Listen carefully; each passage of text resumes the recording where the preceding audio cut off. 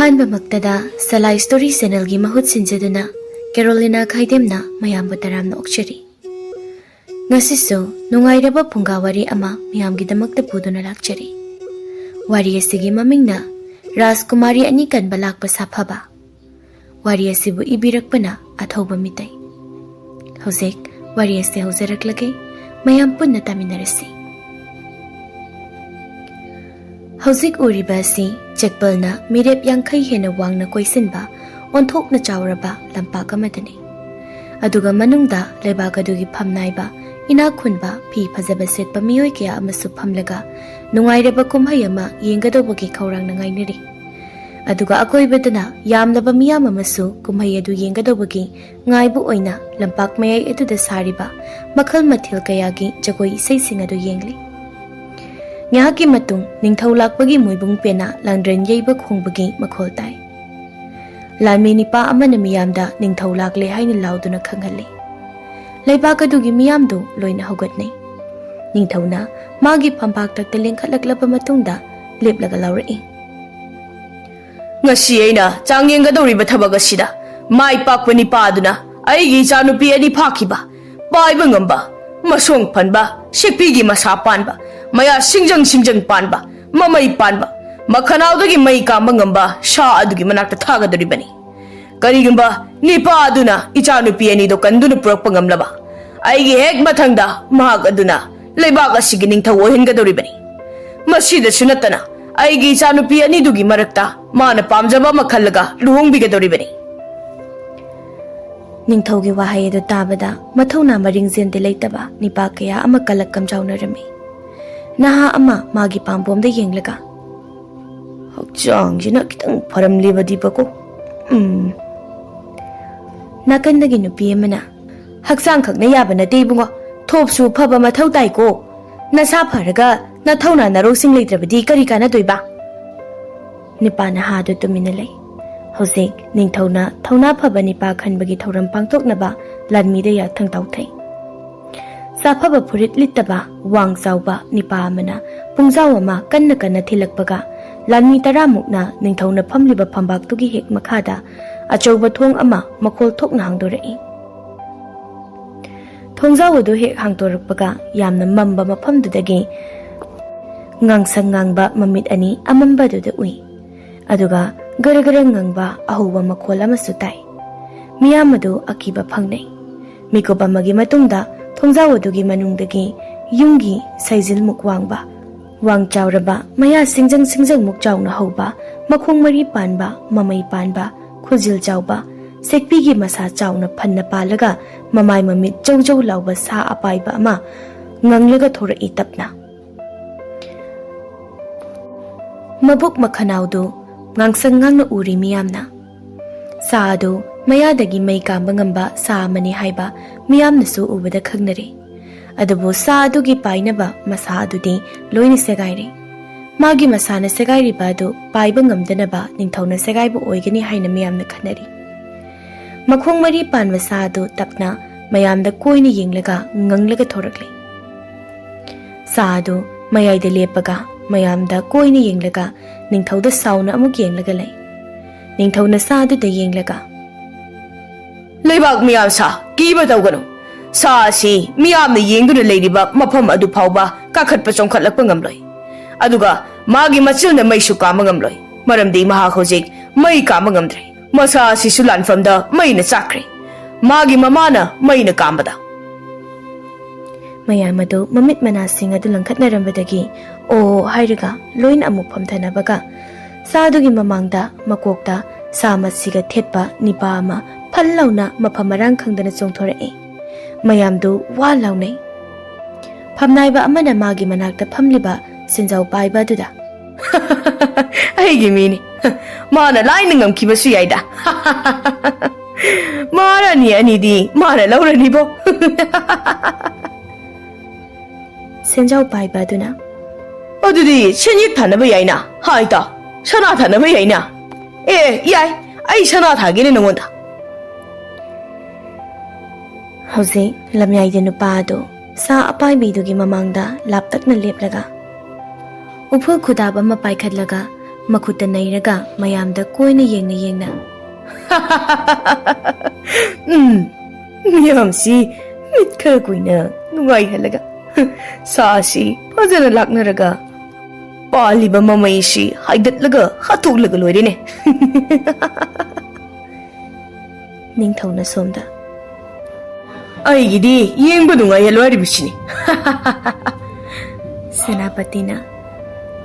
Nipasi shamu kai pabangamba nipani ningthau. Adubu ashidi shamu kai nate ko shiraga na maraina. Nipasi shashida chungshin krili hai. Hauro aribishini aidi yengba nungaraga loire. Tinliba miyamado chikna chaina ngamdana langba hunarakli. Somda nipa aduga saduga phukaina rakpaduda. Adubo mikup phade saduna nipa adu segairaga langthokre. Tinliba miyamado mamit khumjinai. Ningthauna. Era shidi ade deibo. Shenapati kumai nungai bo shidi. Iningtho. Tapna maraina nungai jaraksanida. Kwaidagi shwanba amma hana thoganjabani iningtho. Hoine shiri uppuga tungkreba. Sado ningthauda munni yenglaga. Aiga lamba chaba midure aini ngaidibasi. Adubu taibam noina kandara kayam kanba ngamgadoriba. Ningthauso saduda munni yenglaga. Nangi namana khangadabadi aigi khuta nang leidi haiba shiri. Namana nangbu nuksibagumna aina shu ichani bu nukshi. Saga ningthaudu yengnaringai saphabaduna pungjawadu dong launa hek thilai. Sadu pungjawadu da sat launa yengi. Ningthaudu khangprek khangi. Hai, khangine noiba. Aina wakhan khalingai shida. Lanmi amana saduga lamba panaba nipa ama amuk kauthorakle. Nipa ado makhagi thong amadagi masa maudo thau langna tairaga langtrik langna phallaga thorai. Nipa ado saduda yenglaga laurai. Kuyanse haibro kumaibo. Hai ningthau. Sado nipa ado nokfet tawna yengamlaga ningthaugi maung amuk yengle. Ningthauna. Hoine. Aina pambado nangna khangna tawrone. Mayamdo nipado da sase hato haidana launaragli. Nipado sadu tamna lauraga phallaga chinsilai. Nipaduga saduga akan mamong da pudanarai. Nipaduna sadugi mangak samadu chappaga. Khara laknaraga hatke nang daina. Sadu nachung dabida. Ningthaugi pakholoi oiba matik chadre nangna.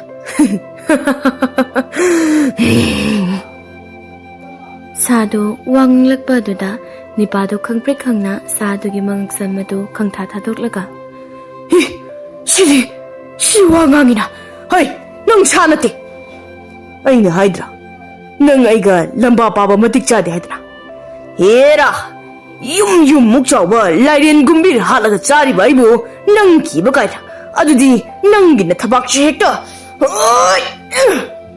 Nipaduna sadugi mathakta songsinbaga saduna nipadu magi mamaina pop launa hairaga kanki. Nipadu lapna sallaga paithoki. Ningthaudu magi phammiba chawkriduda phak launa tharaga. Ashishu mumal laga tokrene. Senapati do matomta. Gumbir zabanaga yaramdre shidi. Nipado saduna yam laina mamainada kallaga phubada nipado maphamadada sirami. Hazing saduga lamba paba ngamdriba se nipa yankhaigi mathaktani. Adubu saduga lamba pabada huiga yenauga thengainabaga chap manarame. Aduga sadu su sauba hengalame. Sadu sauba hengalaktana magi mabukta yauriba sijinnaba haitraba mai adu kamnanaba mabuktagi mai sungatpa haurakle. Tinliba miyamadu akiba phaunare. Sadu ngasidi magi maido kamba ngamlakpagi oithokpa yana ubaduda ningthau phauba akiba phaurame. Adubu sadu magi maido kamgi hek tawbaga leimaida wantharaga bom launa tukhi. Mayamdu thabak painai. Ningthaudu Sor sang no hondok laga. Hoine, mai de ki shuka mangam loeba. Senapati, ngasi gi thoram sei. Kari ma tono si dia. Som da sa do hogot laga mabuk dagi ngang sangang na may amuk sunggot laga makhanaw da singkhat lakpa horam le sa do. Mayam do magi mafam dagi kuchin chen ba hunarak paga. Sa do magi maya dagi mayedo mayam da kamsin na ba maya ka thorak paga. Nipa ama sa do gi mamang da dam law na lepaga kolap na tasin ki. Nipa do na laymay da tabada laymay do thak ni. Ning thau gi mamang da Panda khiliba ising yauba khuzayedo lekhada grong onthaki miyamdo leibakdo nikpa duda chenarambadagi chap lepnai sado satlauna nipa duda yenglubada nipa do masang sanglap masamawodo awada palaitana pharaga mayamna wang chawnariba sangdudagi thoidokna wanglaga chung phiral chana masak mathauda sathina phaba nipa ama Managanda thangamaga chongoyamaga pairaga sado gi mamangda kolap tapna hogolakli sado nupado da nokfet tawna yenglamlaga magi mayagi mayido nipado da haizindana kamsanki nipado magi thanga chongoygado onthok thuna lauthotlaga sado gi mayido khallaga ngakli tawriba phibam maduda ningthauti mamitto chaphu mu lauthokna yenglaga leidi matindu kut launa yotlaga Aine saasi parakpadi mamana maina kambada chakpadagi mana wantharingai da parakpani aina adusu yam kina Hosing matik magun leiraba nipa aduga sa aduga phudat narakpada laymai do chekhairi laymai da thomdatnabada amana amau hunabada akoibagi chekpal singadu chekhaiba yaurakli yaisinabada sa aduna nipa do mamaina lamaga thombada nipa do makhongdu lepna laymai da zoro sitli adubo nipa do tubudi nate lepna ni siliba do ningthaudo nipa do da yengli haibagi wani adubo ningthaudo maya dagi matin ororo ta na yengli bani nipa do da senapati na ningthaudo tapna iningthau gi tarak libatin do phi sinong ta taithuk chaki ha hai ai kum hai yeng kona taithuk so phani ningthau kumhai yeng liba miyoi lising kun tramuk tu gi mamit lising kun tramuk ado songthok tana sa do da loina yengnamlaga maya do loina karaga phallaga lepliba nipa do da moi mayam da loina mu yengai sa do nipa do da munna paktharap yengna araiba midi natre masi adubo kayamna maklai da bano haibado mudusu chap chana yengtholake nangna aibu mai thiba piba ngamdragana nangbu aina hatokpa Nipado sadu da yengna manado haiphet lenge mihen bado magi thanga chongoi gado managanda hapchillaga mana khalibshi aibu hatokpa shini magi mirushina aibu kide haibishu takle madu oiba tarabadi aina nangbu sijinaba tabani aina nangbu hui loiba dawna loiba tabani sado ningthauda karemna haiphet nokna yenglaga nangna thadorakliba apikpa kakching asi aige lamba sagiri tawi ningthau Sado makhongdo haiphet khotlaga mihen tamna kanna songsilai mihen ade sado da yenglaga aigi manglan gi rajkumari mazai bema misna nangbu lawba thauna phaba nipa ma thubada lagani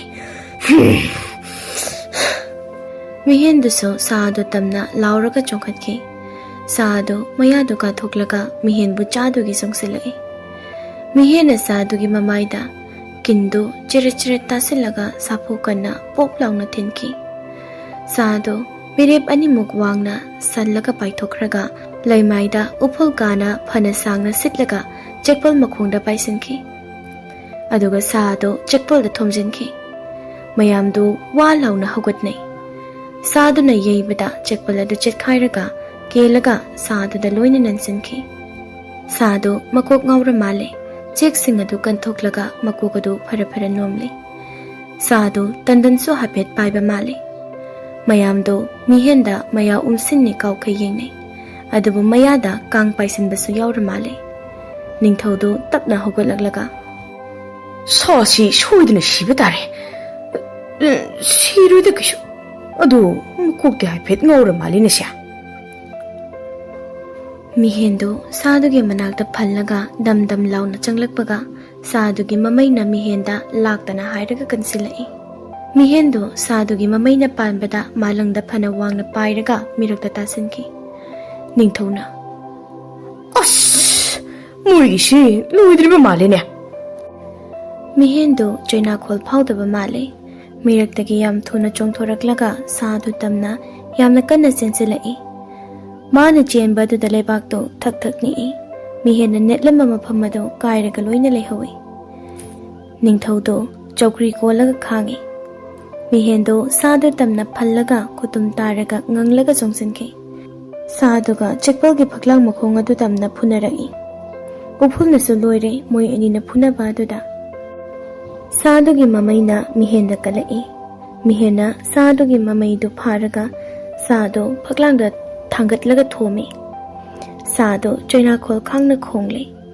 Mihena sado ki mamai da kinna hanjin thinbada sado I ngakta ngaire. Adabu sado ki I machudo angoba ngaktani. Sado mihena thangatlaga laktana hungatlaga kaukhi. Sado chekpal da paisilaga thomjinki. Sado goro khonglaga mihenda yam wana joina khon khangna kina yenglaga chepna turaga leiri. Ningthaude sado siredara haidina kibana loire lanmi amana Ningthau nipa si na sase I thokna phubagi hoji nipa si chirak pide na ba phajilasi hai phaba kaidana noi manakta ka changnu khinu ko kuini hinglabadi hush magi mi na shide ai gi mi usitrisiga kori meruba ya ba mi na temasi somda mihena sadada Hoyokpu karisu tawrasha. Saru sayang tekpa yaba mafam amatada phubana te aigido nangbo.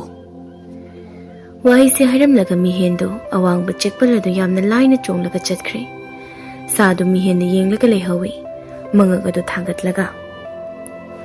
Onthona chawraba nungi chawraba singdumna masing khangdana khillaga leiba mafam amadani. Nungi ching singdugi makhongda nungi ching macha kaya su leiri. Ching mayamdugi marakta khwaidagi wangba nungi ching amadani ching adugi khwaidagi matonda ajoba ahoba masu leiri adabu ching matol tamna ngasi phawba kana amata kaba ngamjri ching adugi amuk manungdani ningthaugi machanupi ani mitsna amadi thasna do lok anigi karakta uri wari marakta pallaga leiri adabu moi ani do uri wari da pallaga leiba natte Ningthona phaziliba sa adugi mamana pharaga thambani moi anido Rajkumari Misnana macheni Thasanana manaunupini Misnado thang macha mana uriyama kanna lele Sana sidi karam kana tatne tha ma pharamlani ibani na uri se lelaklibasi Ichya handaki mafam simadi nanthokpa ngamni haiba thasade Phana wangna su tarakli mathaki uri wari singsidaki mathang lelaga tarakpasina mafam asi yobada tha ma haire adu sana sado tha ma haire halakidaba aduna sado sirambasu yai mana halaktrabani ibani su sigadoribani bema mana ibani gi chananaba piramlibasi su leitrabani ibani na kalimata saraktribase namit mangani surabani iche kaigino ipaning thona Migi sasibu kariki yeknaruribano magi yeknaba thambana akhoi anita awaba taribase ma kaisu khandabraba maram amadi liramgani ibema maramdo khangnaba ibani hingdaba yadabani aduna thongna hanba yade hai makhosi iche sado halapa male sado pairapagi makhone iche Haiba tawbaga sa mamado sa hungkan na paisilakle. ꯑꯗꯨꯒ ꯂꯣꯛ ꯑꯅꯤꯒꯤ ꯃꯊꯛꯇ ꯐꯩꯔꯤꯕ ꯅꯨꯡꯒꯤ ꯊꯣꯡ ꯑꯗꯨꯗ job ꯂꯥꯎꯅ ꯇꯥꯁꯤꯜꯂꯒ ꯂꯥꯎꯊꯔꯛꯏ꯫ ꯍꯦ ꯅꯄꯥꯗꯣ ꯑꯩꯒꯤ ꯏꯆꯥ ꯄꯤꯔꯛꯈꯤꯔꯣꯏꯗꯕ꯭ꯔꯥ ꯍꯥ? ꯑꯣ ꯐꯅ ꯁꯥꯡꯅꯗꯤ ꯅꯥꯟꯊꯣꯛꯆꯔꯝꯂꯦꯗꯅ ꯔꯥꯖꯀꯨꯃꯥꯔꯤ ꯑꯅꯤꯁꯦ꯫ ꯃꯣꯏ ꯑꯅꯤꯗꯨ ꯁꯥꯗꯨꯗ ꯀꯤꯅ ꯌꯦꯡꯈꯠꯂꯒ ꯊꯥꯁꯅꯥꯅ ꯂꯥꯎꯈꯠꯂꯤ꯫ ꯀꯔꯤ ꯃꯔꯝꯒꯤꯅꯣ ꯅꯪꯅ ꯑꯩꯈꯣꯏꯕꯨ ꯐꯥꯔꯤꯕꯁꯦ? ꯃꯔꯝꯗꯣ ꯍꯥꯏꯔꯛꯑꯣ, ꯃꯔꯝ ꯆꯥꯔꯕꯗꯤ ꯑꯩꯈꯣꯏ ꯅꯪꯒꯤ ꯃꯇꯦꯡ ꯄꯥꯡꯒꯦ꯫ ꯑꯦ ꯅꯣꯏ ꯑꯅꯤꯗꯤ ꯑꯩꯒꯤ ꯈꯨꯠꯇ ꯂꯩꯔꯒ ꯑꯩꯒꯤ ꯀꯔꯤ ꯃꯇꯦꯡ ꯄꯥꯡꯕ ꯉꯝꯒꯗꯧꯔꯤꯕ? ꯅꯣꯏ ꯑꯅꯤꯒꯤ ꯅꯄꯥꯒꯤ ꯃꯅꯥꯛꯇ ꯊꯤꯟꯕꯤꯔꯒ ꯑꯩꯒꯤ ꯏꯆꯥꯗꯣ ꯊꯥꯗꯣꯛꯄꯤꯈꯣ ꯍꯥꯏꯕꯤꯒꯦ ꯍꯥꯏꯔꯤꯕ꯭ꯔꯣ ꯍꯥ? ꯍꯦ ꯑꯩꯅ ꯅꯄꯥꯗꯣ ꯍꯥꯠꯇꯅ ꯅꯣꯏ ꯑꯅꯤ ꯊꯥꯗꯣꯛꯀꯗꯕ ꯅꯠꯇꯦꯅꯦ꯫ ꯃꯤꯠꯁꯅꯥꯅ ꯅꯪꯒꯤ ꯅꯆꯥ ꯐꯥꯕꯒꯤ ꯈꯛ ꯅꯠꯇꯦ ꯅꯪꯅ ꯑꯩꯈꯣꯏ ꯑꯅꯤꯕꯨ ꯐꯥꯔꯤꯕꯁꯦ, ꯑꯗꯨꯒ ꯀꯔꯤ ꯃꯔꯝꯒꯤ ꯅꯪꯅ ꯑꯩꯒꯤ ꯏꯄꯥ ꯍꯥꯠꯀꯗꯧꯔꯤꯕꯅꯣ?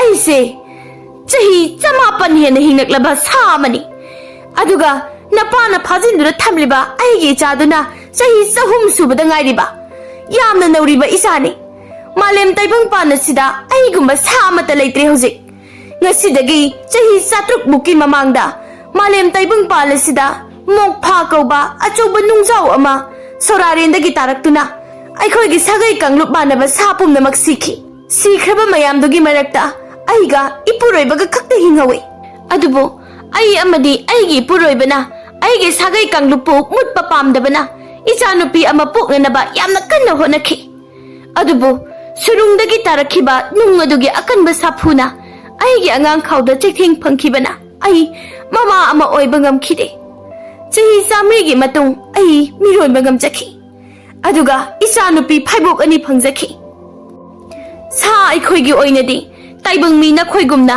ꯃꯆꯤꯜ ꯃꯅꯥꯎ ꯂꯧꯅꯕ ꯂꯩꯅꯕ ꯌꯥꯗꯕ ꯍꯥꯏꯕ ꯑꯃ ꯂꯩꯇꯦ꯫ ꯑꯁꯨꯝꯅ ꯏꯆꯥꯅꯨꯄꯤ 2ꯗꯨ ꯄꯣꯛꯂꯕ ꯃꯇꯨꯡ ꯏꯆꯥꯅꯨꯄꯥ ꯑꯃ ꯐꯪꯖꯅꯕ ꯌꯥꯝꯅ ꯀꯟꯅ ꯑꯃꯨꯛ ꯍꯣꯠꯅꯖꯗꯨꯅ ꯆꯍꯤ ꯀꯌꯥꯒꯤ ꯃꯇꯨꯡꯗ ꯏꯆꯥꯅꯨꯄꯥ ꯑꯃ ꯐꯪꯖꯈꯤ꯫ ꯃꯍꯥꯛꯅ ꯑꯩꯈꯣꯏꯒꯤ ꯆꯥꯗꯥ ꯅꯧꯗꯥ ꯁꯟꯗꯣꯔꯛꯂꯅꯤ ꯈꯟꯅ ꯌꯥꯝꯅ ꯍꯔꯥꯎꯖꯈꯤꯕꯅꯦ ꯑꯩꯈꯣꯏꯅ꯫ ꯑꯗꯨꯕꯨ ꯍꯧꯖꯤꯛꯇꯤ ꯅꯣꯏ ꯑꯅꯤꯒꯤ ꯅꯄꯥꯅ ꯐꯥꯖꯤꯟꯗꯨꯅ ꯊꯝꯈ꯭ꯔꯦ ꯑꯩꯒꯤ ꯏꯆꯥꯗꯣ, ꯑꯗꯨꯒ ꯑꯩꯒꯤ ꯏꯆꯥꯅꯨꯄꯤ 2 ꯄꯨꯟꯅ ꯂꯥꯟꯐꯝꯗ ꯅꯄꯥꯅ ꯍꯥꯠꯈ꯭ꯔꯦ꯫ ꯊꯥꯁꯅꯥꯅ ꯅꯪꯒꯤ ꯑꯁꯣꯏꯕ ꯃꯔꯝ ꯑꯃ ꯁꯣꯏꯗꯅ ꯂꯩꯔꯝꯒꯅꯤ, ꯅꯠꯇ꯭ꯔꯒ ꯅꯆꯥꯅꯨꯄꯥꯗꯨꯒꯤ ꯑꯁꯣꯏꯕ ꯑꯃ ꯏꯄꯥꯗ ꯇꯧꯔꯝꯒꯅꯤ꯫ ꯃꯗꯨꯒꯤ ꯐꯥꯖꯤꯟꯈꯤꯕ ꯑꯣꯏꯔꯝꯒꯅꯤ ꯅꯪꯒꯤ ꯅꯆꯥꯅꯨꯄꯥꯗꯣ ꯏꯄꯥ ꯅꯤꯡꯊꯧꯅ꯫ ꯁꯥꯗꯣ ꯌꯥꯝꯅ ꯑꯉꯛꯄ ꯑꯀꯤꯕ ꯐꯤꯚꯝ ꯑꯃꯗ ꯊꯥꯁꯅꯥ ꯇꯝꯅ ꯃꯃꯤꯠ ꯑꯗꯨ ꯉꯥꯡꯁꯪ ꯉꯥꯡꯅ ꯂꯪꯊꯣꯛꯂꯒ ꯄꯥꯏꯁꯤꯜꯂꯛꯏ꯫ ꯑꯗꯨꯒ ꯊꯥꯁꯅꯥꯗ ꯅꯪꯅ ꯀꯔꯤꯃꯠꯇ ꯈꯪꯗꯅ ꯃꯗꯨ ꯍꯦꯛꯇ ꯍꯥꯏꯕ ꯌꯥꯕ꯭ꯔꯥ ꯍꯥ? ꯅꯄꯥꯅ ꯑꯩꯈꯣꯏꯒꯤ ꯁꯥꯒꯩ ꯏꯕꯨ ꯃꯨꯊꯠꯄ ꯄꯥꯝꯃꯦ ꯍꯥꯏꯕꯁꯦ ꯈꯪꯗꯕ꯭ꯔꯥ? ꯅꯪ ꯍꯧꯖꯤꯛ ꯑꯩꯅ ꯍꯥꯠꯇꯣꯛꯑꯣ ꯍꯥꯏꯕ꯭ꯔꯥ? ꯑꯩꯈꯣꯏꯅ ꯅꯣꯏ ꯇꯥꯏꯕꯪ ꯃꯤꯑꯣꯏꯕꯗ ꯀꯔꯤ ꯑꯀꯥꯏꯕ ꯇꯧꯈ꯭ꯔꯦ ꯍꯥ? ꯈꯨꯝꯃꯣ! ꯊꯥꯁꯅꯥꯗꯣ ꯃꯁꯥꯗꯣ ꯊꯛ ꯊꯛ ꯅꯤꯛꯅ ꯁꯥꯗꯨꯗ ꯀꯤꯅ ꯌꯦꯡꯂꯒ ꯂꯩ꯫ ꯃꯤꯠꯁꯅꯥꯅ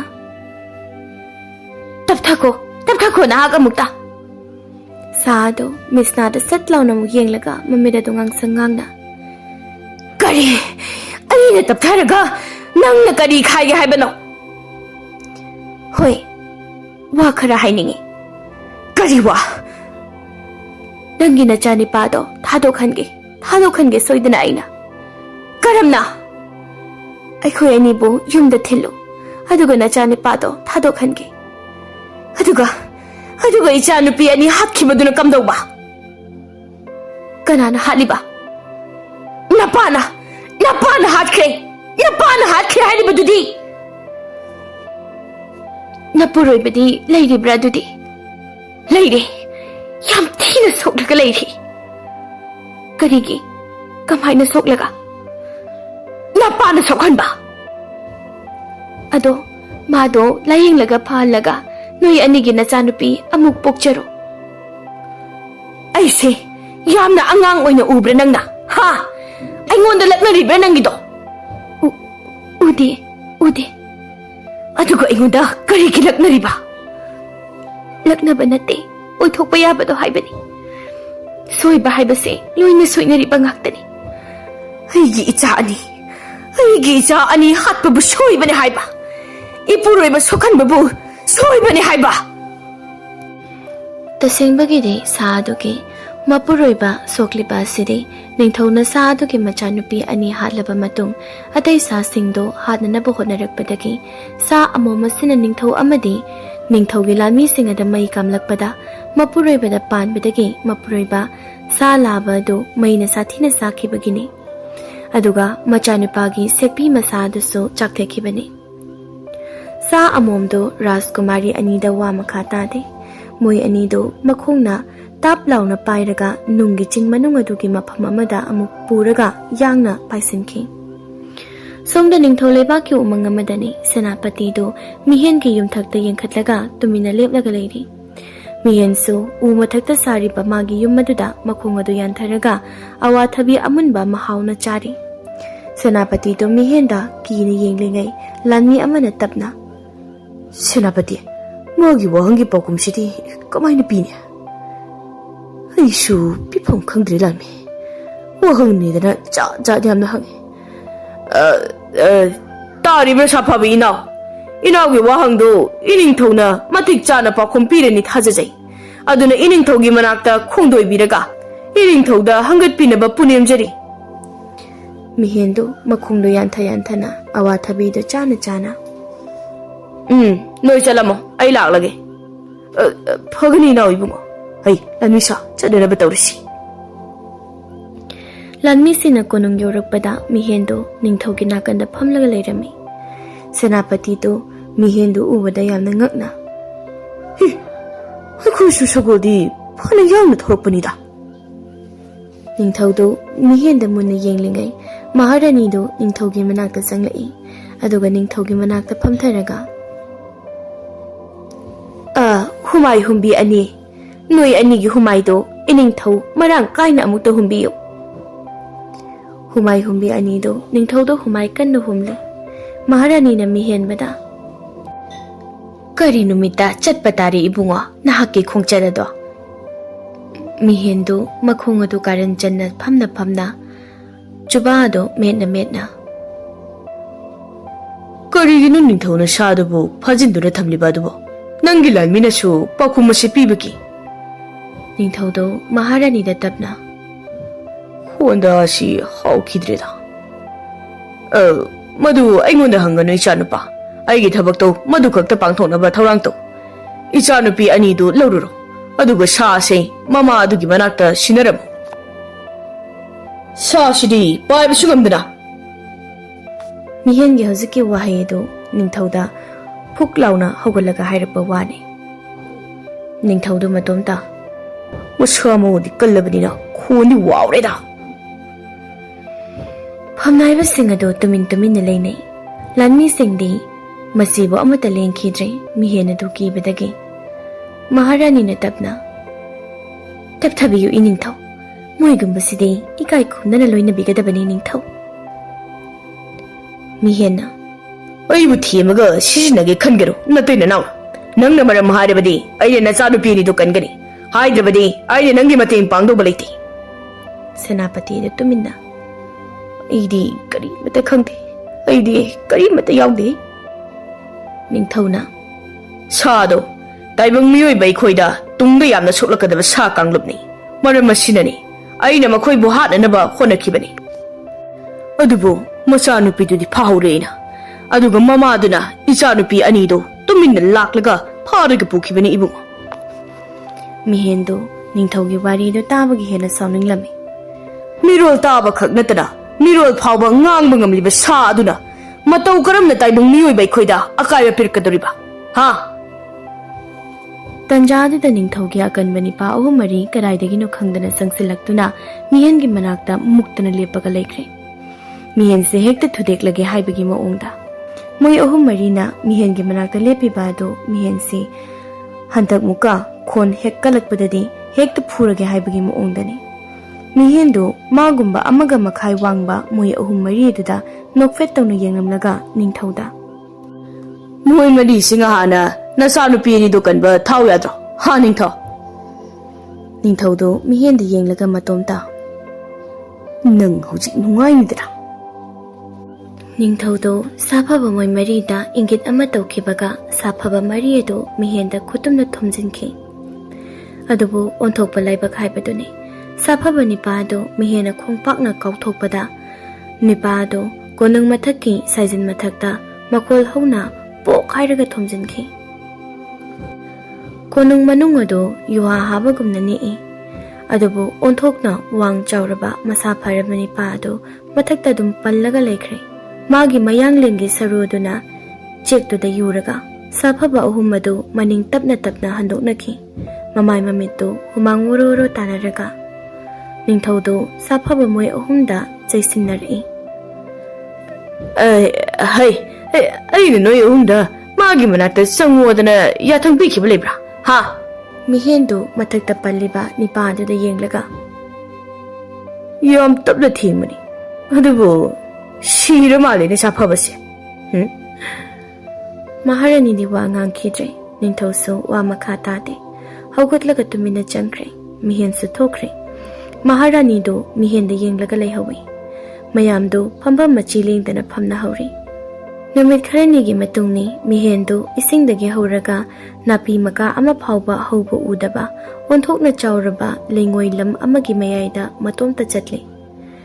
Adubo. Mihendo masada humang khajikta phawba tade masado awaba chokthaba mata phawde mihendo chatna ei manglan gi thawai misna ai ningashi nangi khungul liraklibase ningthau khubam pambagi nate nangbu nushibagi ne mihendo ngasidagi chahi 10 muki mamangi haukraba thotokama chatna ningsingli misna amadi mihen angang oiringai matamdo Nongmaras Kumari Mitsnado, Umang Manungda Saziyama Yam Kanna Tanarai.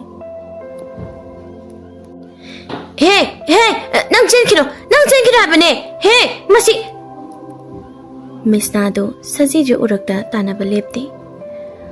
Haduga, Utakta Mihendu Lona, Jong the Ras Kumari Misnabo, Nok Tana Tanaraka Yingli.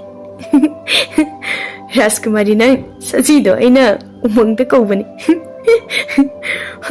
Maramdi ay nang buying ba phangjanaba numit khuding natrasu toina dum kauni ay dinangbu nomaso mitsnado magi sajido umang manungda muktanari mihendo nok tana u mathakta chong dana tanari mitsnagi matungda adubu onthopani mitsnado tusinbadagi khudu thina soklaga phablingai mihendo mitsnagi manakta tapna changlai mitsnado Mihendo ubada kang prekangna. Nang kanano? Ha? Mihena tapna.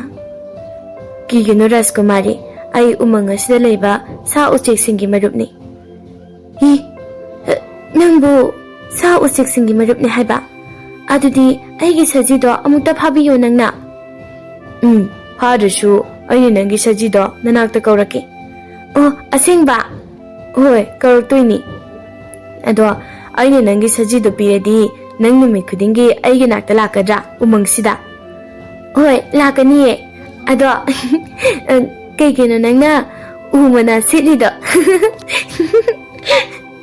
umana natiye aigi magi inaphini siji aina khudayo hina setpani ai mathang lakpada nangi phajaba phirol purake didi hoi ado aigi magi napisidi thadogloye aina Asumna Mitsnaga Mihengado Sakhangna Mitsnado Namit Kudingi Mihengi Manakta Magi Sajidu Puraga Laklame Mihengi Mapi Marol Ahanbuso Puraklami Misnana Moy Ani Namit Kudingi Umang the Koi Bachatminarami Mihena Urak Barakta Chen Bachong Bataubado Mitsnagiti Yengbayam Nanungai Jabi Oirami Aduba Mihendi Mitsnabunung Sizaribani Mihena Mitsnagi Ahauba haira makal kaya pizarami. Mitsnadi umangado magi yamna khoidazaba haibado oirami. Mitsnanu umangda lona numit kudingi chatpado ningthawna pau phanglami. Ningthawna senapatida. Magi sajido sarang manungda thamjinko. Madu oirabadi nanthoknaga umangda changdredana.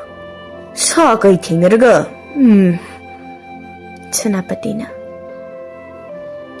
Manau nupi thasana di imungda chakthong wi sanaraga dum lei ningtho ꯆꯥꯛ ꯊꯣꯡꯕꯤꯗꯣ ꯃꯆꯤꯟ ꯃꯅꯥꯎ ꯁꯥꯟꯅꯍꯜꯂꯣ ꯐꯒꯅꯤ ꯅꯤꯡꯊꯧ ꯉꯁꯤꯗꯤ ꯔꯥꯖꯀꯨꯃꯥꯔꯤ ꯃꯤꯠꯁꯅ ꯎꯃꯪꯗ ꯂꯥꯛꯈꯤꯗ꯭ꯔꯦ ꯑꯗꯨꯕꯨ ꯃꯤꯍꯦꯟꯗꯨ ꯅꯨꯃꯤꯠ ꯈꯨꯗꯤꯡꯒꯤ ꯃꯤꯠꯁꯅꯥꯕꯨ ꯉꯥꯏꯖꯔꯝꯃꯤ ꯎꯃꯪ ꯃꯅꯨꯡꯗ ꯑꯗꯨꯕꯨ ꯃꯤꯠꯁꯅ ꯑꯃꯨꯛ ꯍꯟꯅ ꯂꯥꯛꯈꯤꯗ꯭ꯔꯦ ꯃꯤꯍꯦꯟꯗꯨ ꯄꯤꯛꯂꯤꯕ ꯑꯉꯥꯡ ꯑꯣꯏꯕꯅ ꯎꯃꯪꯗꯒꯤ ꯊꯣꯛꯄꯁꯨ ꯀꯤꯔꯝꯃꯤ ꯃꯔꯝꯗꯤ ꯃꯥꯒꯤ ꯃꯃꯥꯒ ꯃꯄꯥꯒꯗꯨ ꯎꯃꯪ ꯃꯅꯨꯡꯗ ꯃꯤꯍꯦꯟꯕꯨ ꯁꯥꯟꯅꯍꯜꯂꯒ ꯁꯤꯡ ꯆꯜꯂꯤꯉꯩ ꯁꯥꯗꯥꯟꯕꯁꯤꯡꯅ ꯁꯥ ꯑꯣꯏꯔꯕꯣꯏ ꯅꯤꯡꯗꯅ ꯇꯦꯟꯅ ꯀꯥꯞꯄꯗ ꯁꯤꯈ꯭ꯔꯦ ꯃꯃꯥꯒ ꯃꯄꯥꯒꯗꯨ ꯅꯨꯃꯤꯠꯇꯨꯗꯒꯤ ꯃꯃꯥ ꯃꯄꯥ ꯀꯥꯏꯅꯈ꯭ꯔꯕ ꯃꯤꯍꯦꯟ ꯎꯃꯪ ꯃꯅꯨꯡꯗ ꯑꯗꯨꯝ ꯂꯩꯈ꯭ꯔꯦ ꯃꯄꯥꯅ ꯁꯨꯡꯊꯣꯛ ꯊꯣꯛꯂꯛꯈꯤꯗ꯭ꯔꯦ ꯍꯧꯖꯤꯛ ꯃꯤꯍꯦꯟꯗꯨ ꯂꯩꯉꯣꯏ ꯃꯔꯛꯇ ꯀꯞꯇꯨꯅ ꯑꯃꯨꯛ ꯐꯝꯂꯤ ꯏꯃꯥ ꯕꯥꯖꯤ ꯑꯩ ꯉꯁꯤꯗꯤ ꯂꯝꯂꯛꯀꯤ ꯁꯥ ꯎꯆꯦꯛ ꯃꯔꯛꯇ ꯂꯝꯆꯥ ꯁꯥꯔꯥ ꯍꯥꯏꯕꯗꯣ ꯑꯣꯏꯍꯧꯗꯨꯅ ꯍꯤꯡꯂꯦ ꯑꯗꯣ ꯂꯥꯏꯕꯛꯀꯤꯅꯤ ꯈꯟꯗꯣꯛꯂꯦ ꯉꯁꯤꯗꯤ ꯑꯩꯁꯨ ꯑꯗꯣ ꯏꯃꯥ ꯕꯥꯖꯤ ꯇꯝꯊꯤꯕ ꯁꯥ ꯑꯃꯠꯇ ꯂꯩꯔꯝꯗꯕ ꯎꯃꯪꯗꯣ ꯍꯧꯖꯤꯛꯇꯤ ꯅꯤꯡꯊꯧ ꯐꯥꯎꯕ ꯎꯃꯪꯗ ꯁꯥꯗꯥꯟꯕ ꯆꯪꯂꯛꯄ ꯉꯝꯗ꯭ꯔꯦ ꯑꯩꯅ ꯁꯑꯣꯝ ꯀꯩ ꯅꯣꯡꯁꯥ ꯃꯆꯥ ꯀꯌꯥ ꯑꯩꯅ ꯑꯇꯣꯞꯄ ꯎꯃꯪꯗꯒꯤ ꯄꯨꯔꯛꯂꯒ ꯌꯣꯛꯂꯒ ꯃꯆꯥ ꯁꯟꯗꯣꯛꯇꯨꯅ ꯊꯝꯂꯕꯅꯤꯅ ꯅꯤꯡꯊꯧ ꯐꯥꯎꯕ ꯁꯥꯗꯥꯟꯕ ꯆꯪꯂꯛꯄ ꯉꯝꯗ꯭ꯔꯦꯗ ꯍꯧꯖꯤꯛꯇꯤ ꯎꯃꯪꯗ ꯏꯃꯥ ꯕꯥꯖꯤ ꯃꯤꯍꯦꯟꯗꯨ ꯑꯋꯥꯡꯂꯣꯝꯗ ꯑꯃꯨꯛ ꯌꯦꯡꯂꯒ ꯃꯥꯏꯀꯩ ꯁꯣꯝꯗ ꯑꯣꯏꯔꯅꯤ ꯑꯗꯨꯗꯤ ꯑꯩꯅ ꯐꯨꯕꯤꯔꯨꯔꯕ ꯁꯥꯗꯨꯅ ꯇꯥꯛꯂꯛꯄ ꯃꯥꯏꯀꯩꯗꯣ ꯁꯥꯎꯕ ꯌꯥꯗꯦ ꯃꯔꯨꯞ ꯅꯪꯅ ꯄꯥꯏꯕ ꯉꯝꯕ ꯑꯣꯏꯔꯝꯗꯕꯅ ꯑꯩꯅ ꯅꯪꯕꯨ ꯊꯝꯂꯝꯗꯨꯅ ꯈꯣꯡꯁꯥꯜꯂꯛꯂꯦ ꯃꯁꯤꯒꯤꯗꯃꯛꯇ ꯃꯔꯨꯞꯅ ꯑꯩꯕꯨ ꯉꯥꯛꯄꯤꯌꯨ ꯃꯤꯍꯦꯟꯗꯨ ꯍꯧꯒꯠꯂꯒ ꯁꯣꯔ ꯑꯁꯥꯡꯕ ꯑꯃ ꯍꯣꯟꯗꯣꯛꯂꯒ ꯑꯗꯨꯗꯤ ꯑꯩ ꯈꯣꯡꯁꯥꯟꯕ ꯑꯃꯨꯛ ꯍꯧꯔꯒꯦ ꯃꯤꯍꯦꯟꯗꯨ ꯑꯋꯥꯡꯂꯣꯝꯗ ꯌꯦꯡꯅ ꯌꯦꯡꯅ ꯂꯩꯉꯣꯏ ꯃꯔꯛ ꯑꯗꯨꯗ ꯆꯠꯄ ꯑꯃꯨꯛ ꯍꯧꯔꯝꯃꯤ ꯅꯤꯡꯊꯧ ꯀꯣꯅꯨꯡꯗꯅꯤ ꯅꯤꯡꯊꯧꯗꯨ ꯃꯥꯒꯤ ꯑꯔꯣꯟꯕ ꯂꯥꯟꯃꯤ ꯈꯔꯒ ꯑꯔꯣꯟꯕ ꯋꯥꯔꯤ ꯁꯥꯔꯤ ꯃꯐꯝ ꯑꯃꯗ ꯅꯨꯄꯥ ꯃꯆꯥꯗꯣ ꯑꯩꯅ ꯌꯥꯝꯅ ꯁꯥꯎꯅꯤꯡꯕ ꯍꯥꯏꯕꯗꯨ ꯑꯣꯏꯔꯦ ꯑꯗꯨꯕꯨ ꯑꯩꯈꯣꯏꯅ ꯉꯝꯗꯧꯕ ꯃꯤꯗꯤ ꯅꯠꯇꯦ ꯃꯥꯗꯤ ꯁꯥꯊꯤꯅ ꯀꯟꯈ꯭ꯔꯦ ꯑꯗꯨꯕꯨ ꯏꯆꯥꯅꯨꯄꯤ ꯑꯅꯤꯗꯨꯗꯤ ꯃꯥꯅ ꯁꯣꯏꯗꯅ ꯀꯟꯕ ꯉꯝꯃꯅꯤ ꯍꯥꯏꯕꯁꯤ ꯑꯩꯒꯤ ꯑꯆꯦꯠꯄ ꯊꯥꯖꯕꯅꯤ ꯂꯥꯟꯃꯤ ꯑꯃꯅ ꯅꯨꯄꯥꯗꯣ ꯍꯥꯠꯇꯣꯛꯄꯒꯤ ꯋꯥꯐꯝ ꯅꯠꯇ꯭ꯔꯣ ꯏꯅꯤꯡꯊꯧꯅ ꯄꯥꯝꯂꯤꯕꯁꯦ ꯍꯥꯠꯄ ꯉꯝꯂꯣꯏ ꯍꯥꯏꯕꯅꯤꯅꯦ ꯅꯣꯏꯕꯣ ꯃꯥꯅ ꯏꯆꯥꯅꯨꯄꯤꯗꯣ ꯏꯅꯥꯛ ꯐꯥꯎꯕ ꯄꯨꯔꯛꯂꯕ ꯃꯇꯨꯡꯗ ꯀꯔꯝꯅ ꯍꯥꯠꯀꯅꯤ ꯍꯥꯏꯕꯗꯣ ꯈꯟꯅꯁꯤ ꯂꯥꯟꯃꯤ ꯑꯃꯅ ꯏꯅꯤꯡꯊꯧ ꯅꯤꯄꯥ ꯅꯍꯥꯗꯣ ꯑꯐꯕ ꯊꯕꯛ ꯈꯛꯇꯃꯛ ꯇꯧꯏ ꯍꯥꯏꯕ ꯄꯥꯎ ꯑꯃ ꯑꯩꯅ ꯊꯪꯅꯕ ꯈꯨꯜ ꯑꯃꯗꯒꯤ ꯇꯥꯏ ꯑꯗꯨꯅ ꯂꯩꯕꯥꯛ ꯑꯁꯤꯗ ꯃꯥꯒꯨꯝꯕ ꯑꯃ ꯄꯣꯛꯄ ꯍꯤꯡꯕ ꯍꯥꯏꯕꯁꯤ ꯏꯅꯤꯡꯊꯧꯒꯤ ꯑꯃꯗꯤ ꯂꯩꯕꯥꯛ ꯑꯁꯤꯒꯤ ꯂꯥꯏꯕꯛ ꯌꯥꯝꯅ ꯐꯕꯅꯤ ꯃꯥ ꯍꯤꯡꯕ ꯌꯥꯗꯦ ꯂꯥꯟꯃꯤꯁꯤꯡꯅ ꯀꯔꯤꯒꯤꯅꯣ ꯏꯅꯤꯡꯊꯧꯅ ꯅꯨꯄꯥꯗꯣ ꯑꯗꯨꯛ ꯌꯥꯝꯅ ꯍꯥꯠꯄ ꯄꯥꯝꯂꯤꯕ ꯑꯁꯤꯕꯣ ꯃꯁꯥ ꯇꯥꯍꯟꯕ ꯌꯥꯗꯦ ꯑꯩꯅ ꯃꯃꯥꯒ ꯃꯄꯥꯒ ꯍꯥꯠꯈꯤꯕꯅꯤ ꯁꯥ ꯇꯥꯟꯕꯗ ꯃꯃꯥ ꯃꯄꯥꯗꯣ ꯇꯦꯟꯅ ꯀꯥꯞꯄꯒ ꯍꯥꯠꯈ꯭ꯔꯕꯅꯤ ꯑꯩꯅ ꯂꯥꯟꯃꯤ ꯑꯃꯅ ꯑꯗꯨ ꯀꯩꯗꯧꯔꯒꯦ ꯏꯅꯤꯡꯊꯧ ꯍꯥꯠꯂꯕꯗꯤ ꯍꯥꯠꯂꯦ ꯁꯤꯔꯕꯗꯤ ꯁꯤꯔꯦ ꯃꯥ ꯀꯩꯗꯧ ꯉꯝꯗꯣꯏꯅꯣ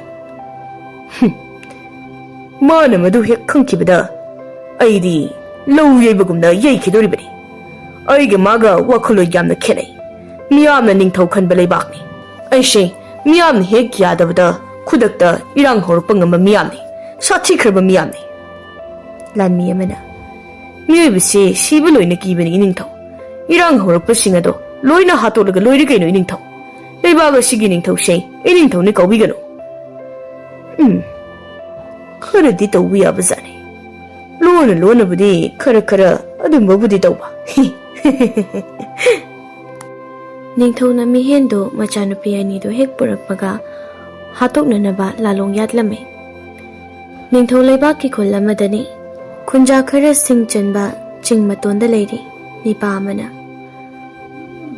ꯑꯗꯨ ꯎꯔꯨꯕ ꯎꯃꯪꯁꯤꯕꯨꯗꯤ ꯁꯤꯡ ꯑꯀꯪꯕ ꯃꯔꯥꯡ ꯀꯥꯏꯅ ꯂꯩꯔꯝꯗꯧꯕꯅꯤ ꯑꯗ ꯊꯥꯏꯅ ꯃꯤ ꯁꯤꯈꯤꯕꯗꯨꯗ ꯆꯪꯕ ꯀꯤꯕꯒꯤ ꯋꯥꯅꯤ ꯑꯍꯜ ꯑꯃꯅ ꯃꯁꯤꯗ ꯆꯪꯕ ꯌꯥꯗꯦ ꯎꯃꯪ ꯑꯁꯤ ꯌꯥꯝꯅ ꯈꯨꯗꯣꯡ ꯊꯤꯅꯤꯡꯉꯥꯏꯅꯤ ꯏꯕꯨꯡꯉꯣ ꯅꯨꯄꯤ ꯑꯃꯅ ꯁꯥ ꯀꯌꯥꯝꯅ ꯂꯩꯕ꯭ꯔꯣ ꯕꯥꯖꯤꯌꯥ ꯍꯥꯟꯅ ꯎꯍꯩ ꯆꯥꯕ ꯁꯥ ꯈꯛꯇꯃꯛ ꯂꯩꯔꯝꯕꯅꯤ ꯑꯗꯨꯕꯨ ꯅꯣꯡꯃ ꯅꯤꯡꯊꯧꯅ ꯁꯥ ꯀꯥꯞꯄꯗ ꯑꯉꯥꯡ ꯅꯨꯄꯥ ꯃꯆꯥ ꯑꯃꯒꯤ ꯃꯃꯥꯒ ꯃꯄꯥꯒ ꯇꯦꯟꯅ ꯀꯥꯞꯄꯗꯒꯤ ꯍꯥꯠꯄꯤꯈ꯭ꯔꯦ ꯃꯗꯨꯒꯤ ꯃꯇꯨꯡ ꯇꯝꯊꯤꯕ ꯁꯥ ꯀꯩꯒꯤ ꯃꯀꯣꯜ ꯂꯣꯏꯈ꯭ꯔꯦ ꯕꯥꯖꯤꯗꯤ ꯃꯇꯧ ꯀꯔꯝꯅ ꯈꯪꯂꯤꯕꯅꯣ ꯃꯗꯨꯗꯤ ꯑꯩꯁꯦ ꯅꯤꯡꯊꯧꯒꯤ ꯆꯥꯛ ꯊꯣꯡꯕ ꯂꯥꯟꯃꯤꯅꯤ ꯃꯇꯝ ꯑꯗꯨꯒꯤ ꯑꯍꯜ ꯑꯣꯏꯅ Ningthona umangda sadalaga pharakliba sa ado aina mafam aduda khudakta thongadoribani aduga handak ningthau konungda mathau leiba ningthau bu karisu thawoidaba naha ama Rajkumari ani lawba sakhibado madu umangda sikhiba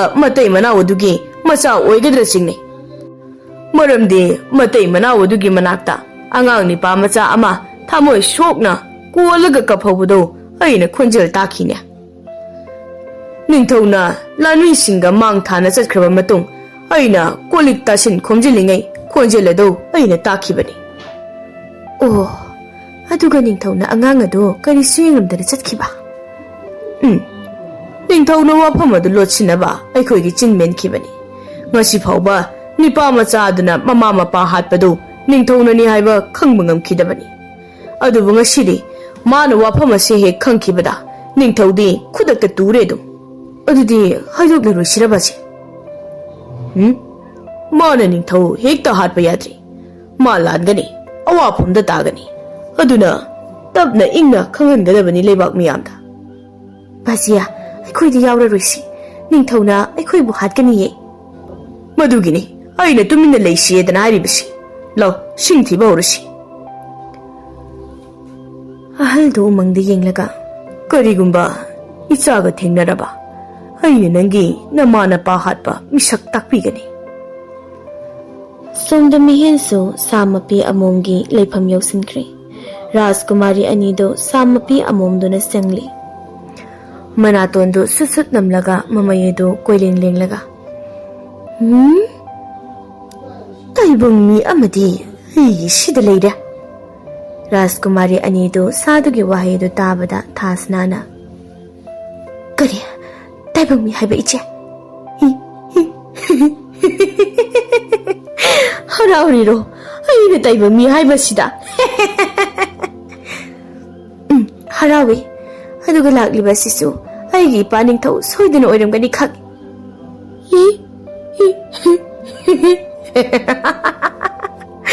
Na pa ningthau haiba. Oiba yaba wakhal amata khande na chilna nawse. Mitsnana, ibema, ipa ningthauda aikhoini bu lawba lakloi haibadi ai khangi. Adubu lakliba mi sing taraina di khanyado sanangna.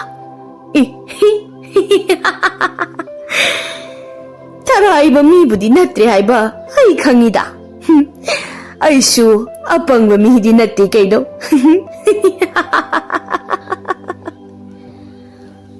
awangma mafam amadagi khonjal chaurapna nipa amana Hoi apangba sa adu natraga Rajkumari anido aingoda koksinnarodana angakpa mikup ama haibaduni mikupse Khanghaudana khonjal chauba lumlum lauba nipa amagi khonjal ninna saaduna khangta tarakpa duda sadu khonjal tariba maikeduda satlauna sauna yengi Rajkumari misnaga thasnaga do ngakna harauna nipa adugi khonjal thokpham lomda satlauna yenglubada onthokna chauraba nungi chingi manunga duda mihendo phallaga leplaga leirami mihendo tungda thangamaga Chungoiga yalaga leplaga leirami. Mihendo Rajkumari mitsna ubada matomta. Aigi Rajkumari, majai bima. Sama piya momduna mihenda. Matau na leiba mishi, apaba pukchil chawba midi, oigali. Adubu, nang nalaktiba sidi, nangi kanaba tukhaki lakpa oigani. ai kanaba lawba lakpa natrabadi Ibani, chak chanaba lakpani haigi hairibro ha sa atu ustaba wangang ningthaugi minai nangta kari aigondabu ningthaugi minai kaina hekta haiba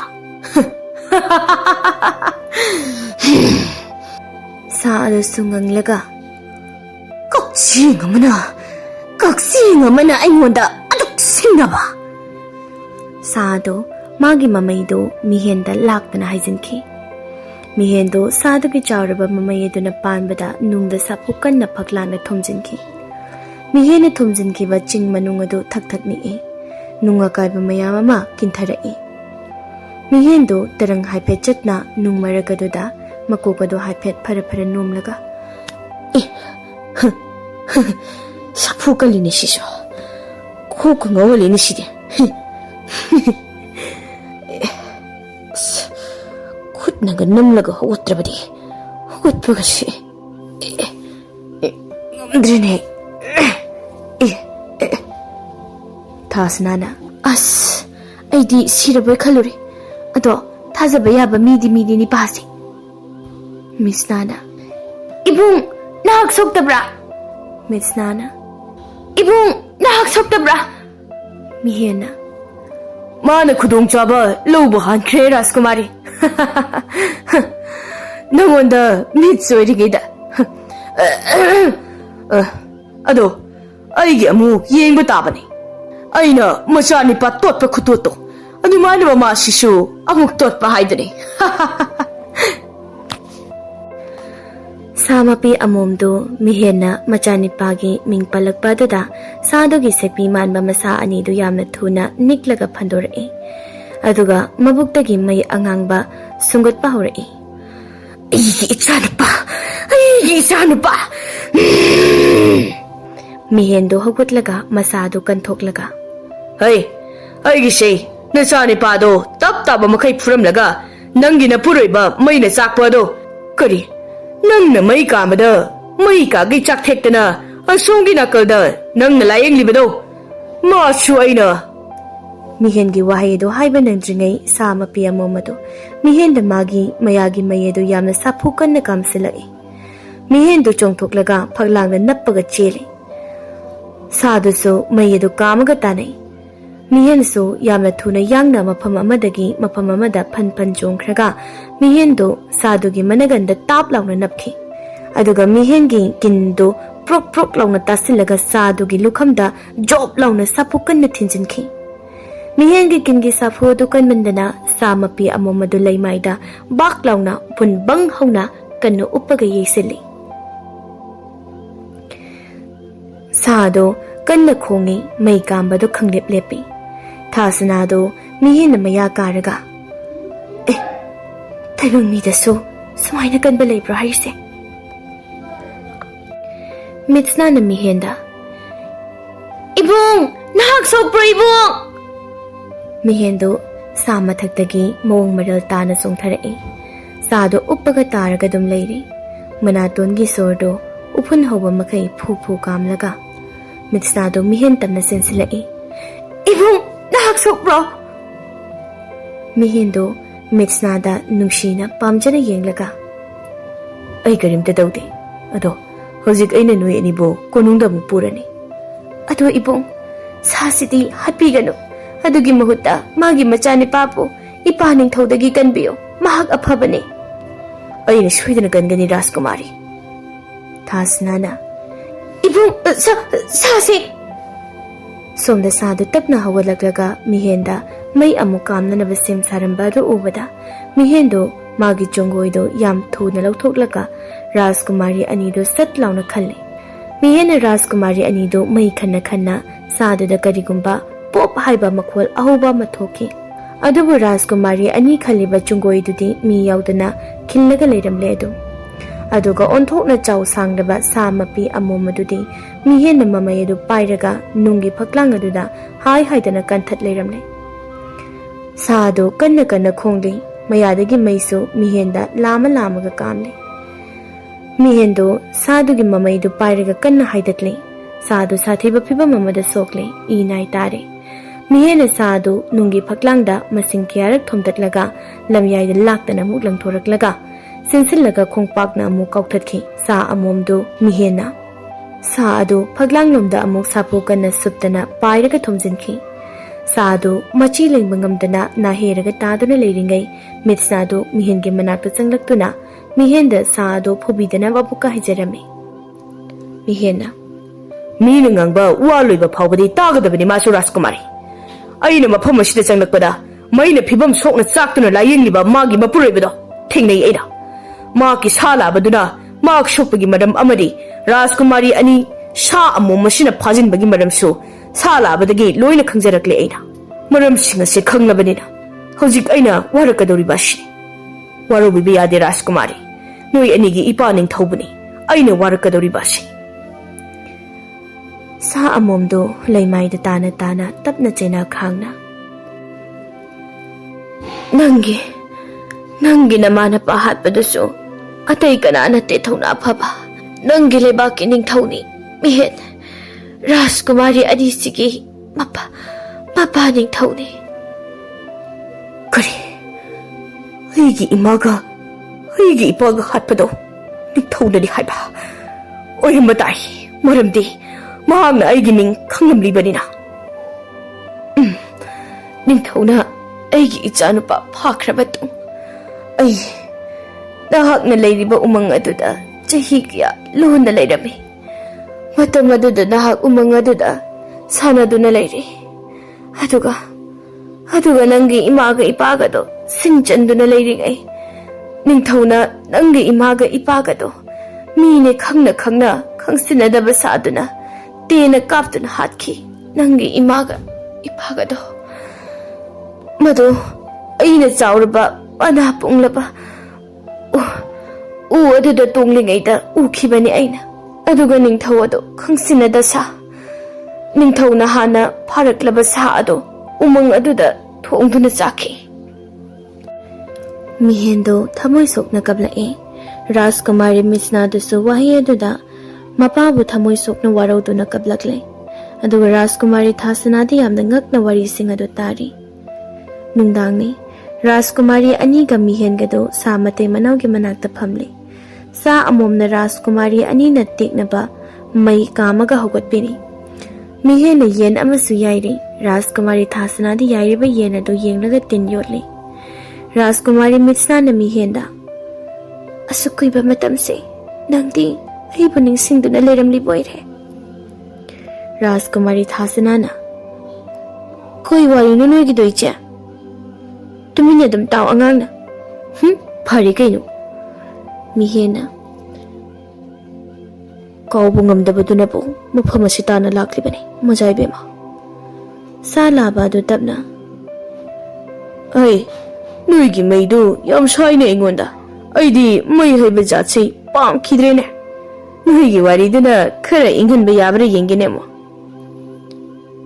ꯏꯄꯥꯒꯤ ꯑꯅꯥꯕꯗꯣ ꯊꯨꯅ ꯐꯕ ꯉꯝꯕ ꯍꯤꯗꯥꯛ ꯑꯃ ꯑꯩꯅ ꯊꯨꯅ ꯁꯦꯝꯒꯅꯤ ꯀꯩꯝꯇ ꯋꯥꯕꯤꯔꯨꯅꯨ ꯏꯄꯥ ꯍꯣꯏꯅꯦ ꯑꯩꯗꯤ ꯁꯤꯕ ꯌꯥꯗ꯭ꯔꯤꯕ ꯑꯩꯒꯤꯗꯤ ꯄꯥꯏꯅꯅꯕ ꯃꯁꯥ ꯃꯔꯦꯡꯒ ꯑꯃꯠꯇ ꯌꯥꯎꯗ꯭ꯔꯦꯕ ꯑꯩꯒꯤ ꯁꯤꯕꯣ ꯌꯥꯔꯗꯤ ꯁꯤꯁꯨ ꯃꯇꯣꯜ ꯈꯔ ꯆꯣꯡꯍꯜꯂꯣ ꯉꯝꯖꯔꯗꯤ ꯁꯥ ꯑꯃꯣꯝꯅ ꯃꯤꯍꯦꯟ ꯅꯍꯥꯛ ꯔꯥꯖꯀꯨꯃꯥꯔꯤ ꯑꯅꯤꯁꯦ ꯄꯨꯔꯒ ꯆꯠꯂꯣ ꯑꯩꯅ ꯊꯤꯟꯕꯤꯒꯦ ꯅꯍꯥꯛꯀꯤ ꯎꯃꯪ ꯐꯥꯎꯕ ꯅꯠꯇ꯭ꯔꯕꯗꯤ ꯔꯥꯖꯀꯨꯃꯥꯔꯤ ꯑꯅꯤꯁꯦ ꯁꯤꯕ ꯇꯥꯔꯦ ꯈꯣꯡꯅ ꯆꯠꯄꯗ ꯑꯗꯨꯒ ꯑꯩꯒꯤ ꯏꯆꯥꯕꯨ ꯄꯨꯔꯒ ꯑꯃꯨꯛ ꯍꯜꯂꯛꯑꯒꯦ ꯏꯕꯨꯡꯉꯣ ꯃꯤꯍꯦꯟꯅ ꯍꯥꯟꯅ ꯏꯃꯥ ꯏꯄꯥ ꯍꯥꯠꯂꯝꯕꯗꯣ ꯂꯥꯏꯕꯛꯀꯤꯅꯦ ꯈꯜꯂꯝꯕꯅꯤ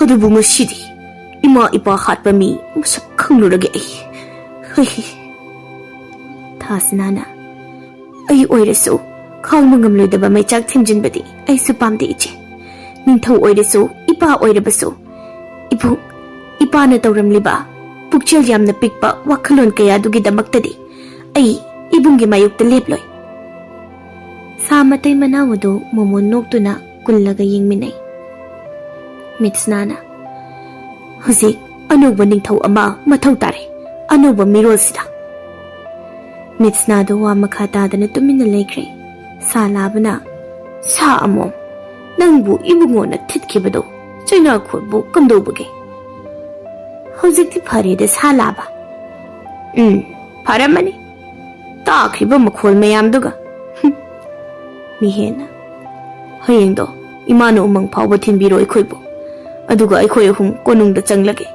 ꯇꯧꯕꯇꯕꯨ ꯏꯃꯥꯗꯤ ꯎꯃꯪꯗ ꯑꯗꯨꯝ ꯂꯩꯕꯤꯌꯨ ꯏꯆꯥꯗꯣ ꯄꯥꯏꯕ ꯉꯝꯗ꯭ꯔꯕꯅꯤ ꯁꯥ ꯑꯃꯣꯝꯗꯣ ꯃꯄꯤ ꯏꯔꯥ ꯆꯦꯜꯂꯤ ꯑꯁꯨꯝꯅ ꯁꯥ ꯑꯃꯣꯝ ꯃꯄꯤꯅ ꯃꯤꯍꯦꯟꯒ ꯂꯣꯏꯅꯅ ꯔꯥꯖꯀꯨꯃꯥꯔꯤ ꯑꯅꯤꯗꯣ ꯃꯅꯒꯟꯗ ꯇꯣꯡꯍꯜꯂꯒ ꯎꯃꯪ ꯇꯝꯅ ꯄꯥꯏꯔꯛꯂꯝꯃꯤ ꯎꯃꯪꯗ ꯃꯣꯏ ꯃꯔꯤꯗꯨ ꯌꯧꯔꯦ ꯁꯥ ꯑꯃꯣꯝ ꯃꯄꯤꯅ ꯑꯩꯒꯤ ꯏꯆꯥꯅꯨꯄꯥꯒꯤ ꯂꯥꯏꯕꯛ ꯅꯍꯥꯛꯀꯤ ꯈꯨꯠꯇ ꯂꯩꯔꯕꯅꯤꯀꯣ ꯏꯕꯨꯡꯉꯣ ꯑꯋꯥꯕ ꯋꯥꯈꯜ ꯈꯟꯗꯅ ꯎꯃꯪ ꯑꯁꯤꯗ ꯑꯗꯨꯝ ꯄꯣꯊꯥꯗꯨꯅ ꯂꯩꯕꯤꯔꯝꯃꯨ ꯏꯃꯥ ꯑꯗꯨꯗꯤ ꯔꯥꯖꯀꯨꯃꯥꯔꯤ ꯑꯅꯤ ꯀꯣꯅꯨꯡꯗ ꯂꯦꯡꯂꯁꯤꯔꯥ ꯔꯥꯖꯀꯨꯃꯥꯔꯤ ꯊꯥꯁꯅꯥꯅ ꯍꯣꯏ ꯆꯠꯂꯁꯤ ꯏꯕꯨꯡ ꯁꯛ ꯐꯖꯕ Karai, khutto piro. Ai pai bi ki bung. Miss Nana. Ai me ai thange. Ai se maga pikling ai dagi khangnarak laba. Kaino ne, kaino. Kaino haidi kaino isya. Ho ai ki kaino. Masi po he khangdaba sai. Masidi. Mihendo Miss Na gi mataw aduda khangli. Miss Na su mihen bu pikling ai dagi thamoi honglamdri haiba. Sa amomdo moi ahumde yenglaga lehawi. Rajkumari aniga mihenga konungda changlakpa do ningthaugi aronba lanmi singna urami. Amadi khudakta mihen bu hatnanaba hananagi sim saduna leraklaba lalong ado pangthoknaba thaurang tawrami. Aronba lanmi ama ningthauga maharaniga gi manakta changlai. Ningthau, aikhoi Rajkumari ani konungda purakle saphawani pa aduna. Maharani do harauna nokchai paw ado tabada. Ningthau do nok fet tawna. Isa nupido khag inakta pusilao. Nahadudi mapanda lehelo. Phagani ningthau. Ngaikho. Takpiyu ningthau. Matang manghandabida tumina. Ko. Khangjari ningthau. Maharani na. Kariwano iningthau. Phattaba thabakti tawhaningde aidi. Ningthau do Maharani da pisum na matte katlak tawna yenglamlaga thoki. Hozin Rajkumari anido mapa ningthau amadi mama Maharani ka konaduna kapminaringai lanmi ama lauraga chinsilai. Iningthau na pharaga thamba sado chawroba sarangado phakaraga thokhreni ningthau. Kari madudi mataw karamna. Rajkumari anido mama da kolaga machil manaw yengnaraga nokli. Maharani di khangli sado mihena thadokre haiba. Lani amasu lauraga chinsilai. Iningthau! Saphawani pado sa mathakaduna tonglaga umanglomda changsinkre. Adudi noi kaidoribage ha umangda lanmi sing thura changune. Oh iningthau. Maharani gi kada Maharani na Rajkumari anida. Mihena loina khangkre haiba. Mama mapa lekhidabagi wari do. Adudi iningthau gi lebak hojikna kari oiba. Miss Nana. Migi mama mapabu sanga gumna hatupi badanatana. Malemdagi khungul mutkigadoriba tanglaba phaba miro ngangbang ngamba sa asi phawba khungul muthatnaba hotnariba mahakpu aphaba mira ima. Mahakna ningthau oibagi kari wahan thokno. Thasnana. Aidi ipani haidunasu kalloi aidi. Hojik magi mama mapa hatpa khangnaklaba kansida magi thamoido kari oiramgani. Adusu leibak asigi ningthau amana. Aduga amuk isiga moi anise amuk lapna haliba. Mana. Kari. Nasiga kanaga. Ho mihenga ichega piklingaidagi umangda khangnari eye. Madusu na bana khangbagini. Nasibu umangda zatlankhidabado. Mitsna do matomta. Oh. Masipum namak ipana sinba thaurangakta oiramlaba. Somda umang manungda dipum loiloire. Ningthaugi lanmi singado samapi amomna mai kambada lanmi singado maina chaklaga law-lawdana koi sensenari. Umangdasu maina pumchak chakli. Ningthaudo umangi mataida lepaga. Hoy, kari matawno sigya. Aibo lotkibana pharatra. Ai sibiramna kirakle. Mihendo ningthaugi tungdagi. Masi bumba thoknanaba ningthauna anganba matamdagi shillaga laklaba lalong natra. Kanana? Oh, nang oira. Nangi thaurang ngaktu oira. Nangna sanariba kumhai amadi kumhai roishingi matam losilakle ngasidi. Nangna hawbadagi irakhiba waridusu aina loina pathokle. Kari wari? Tuzungbra. Yengu nangi warido. Nangna kaina hankraba ima ipado. Aigi laibakta tamlambani khandokluraba tung. Ngashidi mihatpa masak khangaklaba matam shida. Mihatpado aina ima ipa hatpagi laman khumbagi warini. Ningthaudo wakhal khangta tare. Ningthaudo mihena kina yenglaga. Ai buhat kano nangna. Aigi ningthau khubamse nangna mahut silho. 미헨바 낭나 닝터우디 낭나 잉원의 신을 잡으쇼 아이나 좀 오이게다 벌레리 헤이 미헨바 아이 자 누피 아니마 낭니 누피 오지로 아두부 아이부디 아핫가노 아묵니빠 마기 미행시 팀을 여다보만데 이제 라우브는 파니시리 이제 라우르겐시리 ꯅꯤꯡꯊꯧꯗꯨ ꯃꯤꯍꯦꯟꯗꯨ ꯀꯤꯃꯟꯗꯅ ꯆꯦꯟꯈ꯭ꯔꯦ ꯑꯗꯨꯕꯨ ꯃꯤꯍꯦꯟꯗꯨ ꯉꯁꯥꯏꯗꯒꯤ ꯄꯥꯏꯔꯒ ꯂꯩꯔꯝꯂꯤꯕ ten ꯑꯃ ꯇꯥꯞ ꯊꯥꯡꯒꯠꯂꯛꯏ ꯑꯗꯨꯒ ten ꯑꯗꯨꯅ ten ꯃꯔꯨ ꯑꯅꯤ ꯇꯞꯅ ꯍꯥꯞꯂꯒ ꯃꯃꯤꯠꯇꯨ ꯅꯤꯡꯊꯧꯗ ꯃꯄꯥ ꯇꯝꯂꯒ ꯇꯞꯅ ꯊꯥꯗꯣꯛꯈꯤ ꯇꯦꯟ ꯃꯔꯨ ꯑꯅꯤꯗꯨ ꯍꯧꯖꯤꯛ ꯅꯤꯡꯊꯧꯗꯨ ꯃꯀꯣꯛꯇ ꯇꯦꯟ ꯃꯔꯨ ꯑꯅꯤ ꯌꯨꯡꯂꯒ ꯎꯞꯄꯒ ꯇꯥꯔꯒ ꯂꯩꯔꯤ ꯎꯅꯥ ꯃꯔꯛꯇ ꯃꯤꯍꯦꯟꯅ ꯅꯤꯡꯊꯧꯗ ꯇꯦꯟ ꯃꯔꯨ ꯑꯅꯤ ꯀꯥꯞꯄꯤꯕ ꯑꯗꯨ ꯃꯃꯥ ꯑꯃꯗꯤ ꯃꯄꯥꯒꯤ ꯂꯃꯟ ꯈꯨꯝꯂꯤꯕꯅꯤ ꯅꯤꯡꯊꯧꯒꯤ ꯂꯥꯟꯃꯤ 100,000ꯃꯨꯛꯇꯨ ꯎꯃꯪ ꯃꯅꯨꯡ ꯑꯗꯨꯗ ꯄꯨꯡꯀꯥ ꯀꯥꯔꯒ ꯇꯥꯗꯅ ꯂꯩꯔꯤ ꯆꯍꯤ ꯑꯃ ꯍꯥꯏꯔꯦ ꯃꯤꯍꯦꯟꯅ ꯂꯩꯕꯥꯛ ꯑꯗꯨꯒꯤ ꯅꯤꯡꯊꯧ ꯑꯣꯏꯗꯨꯅ ꯂꯩꯔꯛꯄ ꯑꯗꯨꯒ ꯍꯌꯦꯡ ꯉꯁꯤ ꯅꯤꯡꯊꯧ ꯃꯤꯍꯦꯟꯒ ꯃꯤꯁꯅꯥꯒ ꯂꯨꯍꯣꯡꯕ ꯅꯨꯃꯤꯠꯅꯤ ꯑꯗꯨꯕꯨ ꯃꯤꯍꯦꯟꯗꯨ ꯑꯇꯤꯌꯥ ꯃꯊꯛꯇ ꯀꯔꯤꯒꯨꯝꯕ ꯑꯃ ꯄꯥꯏꯔꯛꯄ ꯉꯥꯏꯗꯨꯅ ꯌꯦꯡꯂꯒ ꯂꯩꯔꯤ ꯃꯤꯁꯅꯥꯁꯨ ꯅꯤꯡꯊꯧ ꯃꯤꯍꯦꯟꯒꯤ ꯃꯅꯥꯛꯇ ꯆꯪꯂꯛꯇꯨꯅ ꯑꯇꯤꯌꯥ ꯃꯊꯛꯇ ꯌꯦꯡꯂꯒ ꯏꯅꯤꯡꯊꯧ ꯃꯈꯣꯏ ꯂꯥꯛꯇ꯭ꯔꯤꯕ ꯐꯥꯎꯕ ꯀꯨꯟꯗꯣ ꯍꯨꯛꯈꯤꯔꯣꯏꯁꯤ ꯅꯤꯡꯊꯧ ꯃꯤꯍꯦꯟꯅ ꯅꯍꯥꯛꯀꯤ ꯇꯧꯕꯤꯃꯜ ꯄꯨꯟꯁꯤ ꯆꯨꯞꯄꯒꯤ ꯀꯧꯖꯔꯣꯏ ꯔꯥꯖꯀꯨꯃꯥꯔꯤ ꯃꯣꯏ ꯑꯅꯤꯗꯣ ꯑꯇꯤꯌꯥꯗ ꯌꯦꯡꯗꯨꯅ ꯋꯥꯔꯤ ꯁꯥꯔꯤꯉꯩ ꯑꯇꯤꯌꯥ ꯃꯊꯛꯇ ꯁꯦꯛꯄꯤ ꯃꯁꯥ ꯉꯥꯛꯇ ꯄꯥꯟꯕ ꯁꯥ 3ꯈꯛ ꯂꯥꯞꯅ ꯄꯥꯏꯔꯛꯏ ꯅꯤꯡꯊꯧ ꯃꯤꯍꯦꯟꯒ ꯔꯥꯖꯀꯨꯃꯥꯔꯤ ꯃꯤꯠꯁꯅꯥꯒꯅ ꯎꯔꯝꯃꯤ ꯑꯃꯗꯤ ꯃꯣꯏ ꯑꯅꯤꯗꯣ ꯁꯥ ꯑꯄꯥꯏꯕꯤ ꯃꯣꯏ ꯑꯍꯨꯝꯅ ꯃꯣꯏ ꯑꯅꯤꯒꯤ ꯂꯨꯍꯣꯡꯕ ꯌꯥꯎꯕ ꯂꯥꯛꯄ ꯑꯗꯨ ꯎꯕꯗ ꯃꯤꯠꯁꯅꯥꯒ ꯃꯤꯍꯦꯟꯒꯗꯣ ꯈꯨꯠ ꯆꯦꯠꯅ ꯄꯥꯏꯅꯅ ꯍꯔꯥꯎꯅ ꯅꯣꯛꯃꯤꯟꯅꯩ